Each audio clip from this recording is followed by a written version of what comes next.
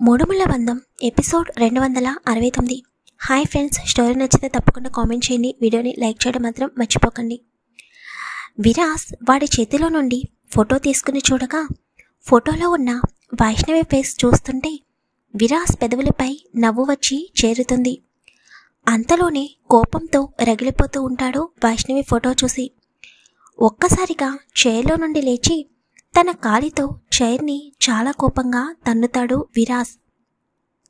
అంత కోపంలో ఉన్న విరాస్ని చూడగానే రౌడీలందరికీ భయం వేసి 2 అడుగులు వెనక్కి వేసి భయంగా నుంచుని విరాస్ వైపు చూస్తూ ఉంటారు. విరాస్ కోపంగా వాళ్ళ వైపు చూసి ఇక్కడ నుండి తప్పించుకున్నారో గెస్ట్ హౌస్ దాటకముందే అందరూ ప్రాణాల్ని కోల్పోతారు అని గట్టిగా వార్నింగ్ ఇచ్చి బయట ఉన్న సెక్యూరిటీతో వాళ్ళని రూమ్ బయటకి అడుగు పెట్టనివ్వద్దని చెప్పి అక్కడి నుండి డైరెక్ట్గా తన రూమ్కి వెళ్ళిపోతాడు. రూమ్కి వెళ్ళిన తర్వాత విరాస్ అక్కడున్న వస్తువులన్నీ చిందరవందరగా విసిరికొట్టి ఫ్లవర్ వాస్ని నేలకేసి గట్టిగా కొట్టి, ఎంత మోసం చేశావు వైషు, జీవితంలో కోలుకోలేని దెబ్బ కొట్టావు కదా, ఎంత ప్రేమించాను నిన్ను, ఎంతలా చూసుకున్నాను నిన్ను, ఎంత కోపంలో ఉన్నా కూడా ఏ రోజైనా నేను హర్ట్ చేశానా, కానీ నువ్వు చేసిన పని వలన నాలోనే ఉన్న రాక్షసుడిని బయటికి రప్పించావు. అందువలనే అప్పుడు నేను నీతో అలా ప్రవర్తించాల్సి వచ్చింది. కానీ నీకు నాకు ఎంగేజ్మెంట్ అయ్యిందన్న విషయం ఎలా మర్చిపోయావు? నీ కళ్ళల్లో నాపై ఇష్టాన్ని, ప్రేమని నేను చూశాను. ఆ మాత్రం కనిపెట్టలేనని అనుకున్నావా నీ కళ్ళల్లో ఉన్న భావాన్ని? ఎందుకు నన్ను మోసం చేశావు? నన్ను పెళ్లి చేసుకుంటాను అని మాట ఇచ్చి ఈరోజు నువ్వు నా దగ్గర నుండి పారిపోయి వచ్చి ఇక్కడికి వచ్చి చేసిందేంటి? పెళ్లి చేసుకున్నావా నువ్వు? నన్ను వదిలేసి ఇంకొకడిని ఎలా పెళ్లి చేసుకోగలిగావు? నా గురించి తెలిసి కూడా ఇంకొకడి చేత నీ మెడలో తాళి ఎలా కట్టించుకోగలిగావు? నేను తప్పకుండా నీ దగ్గరికి వస్తానని నీకు తెలుసు. అలాంటప్పుడు అలా ఎలా పెళ్లి చేసుకుని నీ చేతులారా నీ భర్త ప్రాణాల్ని నా చేతుల్లో పెట్టావు?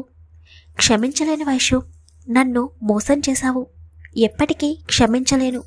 నాతో ఎంగేజ్మెంట్ చేసుకుని నన్ను పెళ్లి చేసుకుంటానని మాట ఇచ్చి ఈరోజు ఇంకొకడిని పెళ్లి చేసుకుని చాలా పెద్ద తప్పు చేశావు.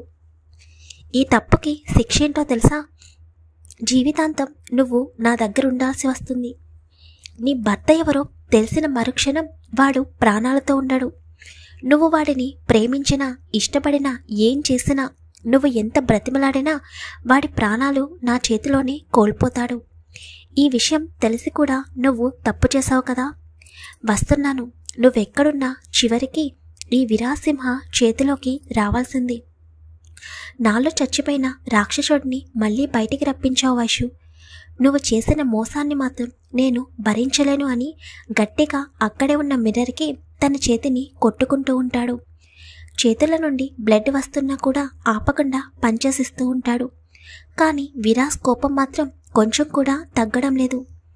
విరాస్ గట్టిగా కళ్ళు మూసుకోగానే తన గతంలో జరిగిన ఒక సంఘటన తన కళ్ళెదురుగా మెదులుతుంది. విరాస్కి ఎదురుగా నుంచుని ఉంటుంది వైష్ణవి.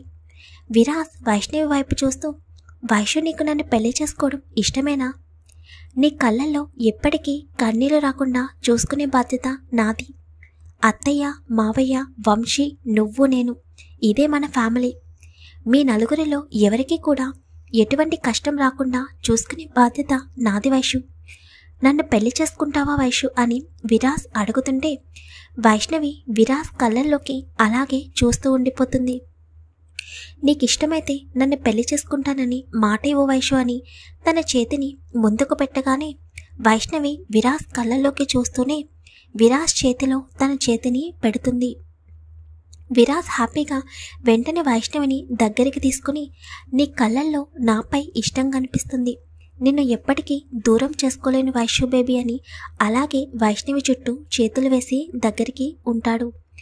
విరాస్ వెంటనే కళ్ళు తెరవగానే తన కంటి కొనల నుండి 2 కన్నీటి చుక్కలు బయటకొస్తాయి. మోసం చేశావు వైషు, నమ్మించి మోసం చేశావు అని కోపంగా అక్కడే నుంచుని ఉండిపోతాడు. ఇప్పుడు అర్థమైంది కదా ప్రతి ఒక్కరికి. ఆ ఫోటోలో వైష్ణవికి పెళ్ళైనట్టుగా క్లియర్గా కనబడుతుంది వైష్ణవి మెడలో మంగళసూత్రాలు, నుదుటన కుంకుమ బొట్టు.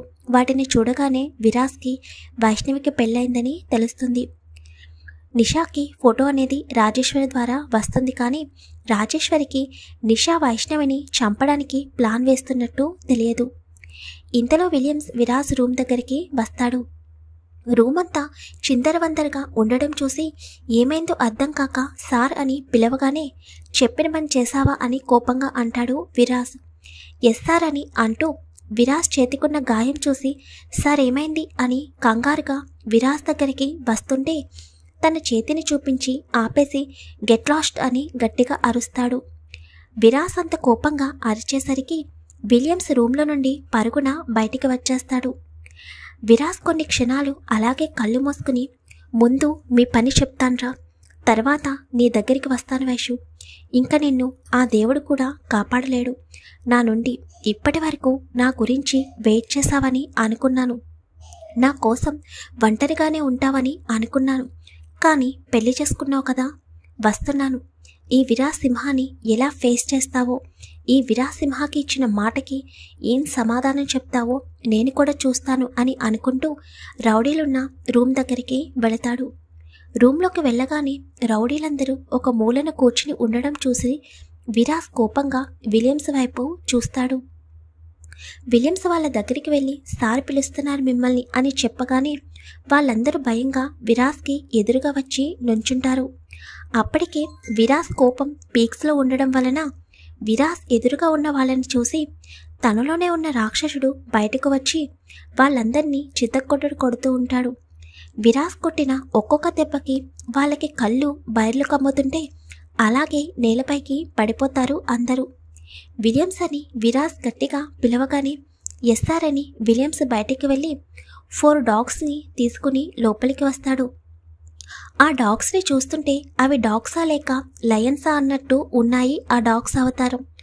ఆ డాగ్స్ని చూసిన రౌడీలకి ఓపిక లేకపోయినా ఒక్కసారిగా లేచి అందరూ కలిసి విరాజ్ కాళ్ళపై పడి సార్ ఆ అమ్మాయి ఎవరో మాకు తెలియదు, దయచేసి మమ్మల్ని ఏమీ చేయకండి, మేము నిజం చెప్తాము, ఆ అమ్మాయిని ఎవరు చంపమన్నారో చెప్తాము అని అంటుండగా విరాజ్ చైర్లో కూర్చుని ఎవరు చంపమన్నారు అని చాలా కోపంగా అంటాడు. సార్ ఎవరో నిషా అనే అమ్మాయి మాకు కాల్ చేసింది సార్. తను ఎంక్వైరీ చేయిస్తే మేము డీల్స్ ఒప్పుకుంటామని ఎవరో చెప్పారంట. అలా మమ్మల్ని ఆ అమ్మాయి కాంటాక్ట్ అయ్యింది. ఫోటోలో ఉన్న అమ్మాయి తనకి అడ్డుగా ఉందని, అందుకే ఎంత డబ్బు ఖర్చైనా పర్వాలేదు ఆ అమ్మాయిని చంపమని మాకు ఫోటో ఇచ్చింది. ఈరోజు డైరెక్ట్గా మాతో కలిసి ఆ అమ్మాయి ఎక్కడ ఉంటుందో చెబుతానని కూడా చెప్పింది అని రౌడీలు చెబుతుంటే విరాజ్ మైండ్ మొత్తం నిషా అన్న పేరు దగ్గరే తన మైండ్ మొత్తం ఆగిపోయింది. మరి విరాజ్ వైష్ణవి విక్రమాదిత్య వైఫ్ అని తెలుసుకోబోతున్నాడా? నెక్స్ట్ ఏం జరగబోతుంది? స్టోరీని ఫాలో అవుతూ ఉండండి. వీడియోని లైక్ చేయండి, షేర్ చేయండి, ఛానల్ని సబ్స్క్రైబ్ చేసుకోండి. నెక్స్ట్ పార్ట్లో విరాజ్కి నిజం తెలియబోతుంది. తర్వాత ఏం చేస్తాడో చూద్దాం.